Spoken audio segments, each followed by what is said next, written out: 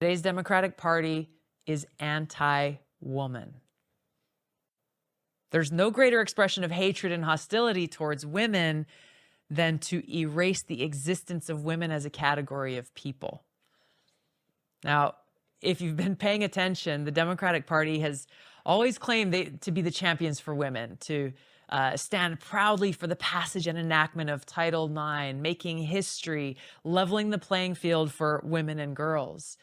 But if you listen to them lately and you look at what they're doing, the Biden administration and today's Democratic Party are spitting in the face of these achievements by rejecting the objective truth and reality that women exist and are not just a construct in someone's mind. They can no longer even define what a woman is. And they're demanding that we replace words like mother with birthing person and place women at risk just to please biological men who claim to be women at any given moment.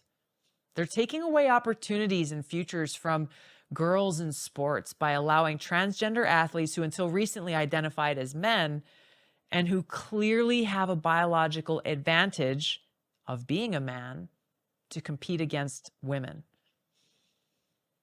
Now, behind the scenes, behind the curtain, the Biden administration is quietly trying to change Title IX through a backdoor rule change that would actually remove women and biological sex from the Title IX statute. Now, if you remember, Title IX was passed specifically out of a recognition of the difference in the biological sex between men and women. And by recognizing that difference in the biological sex, providing opportunities and fairness and a level playing field for women and girls.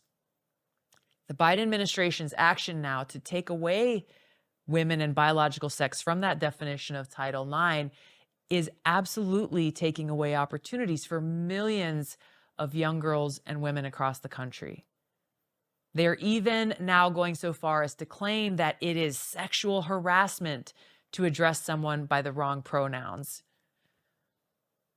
So when you look at all of their actions, really what they're trying to do is to force us to comply. They're trying to force us to comply with this literal insanity by trying to regulate our speech and thought with the threat of punishment if we don't comply. By denying that there are biological differences between men and women, they're erasing women and denying the existence of objective truth. This is really the bigger issue here, because if one denies the existence of truth, then there are no boundaries. There are no limits in our society. And really what happens then is the truth becomes whatever those in power want it to be. And that's exactly what we are seeing happen in our society, in this country today.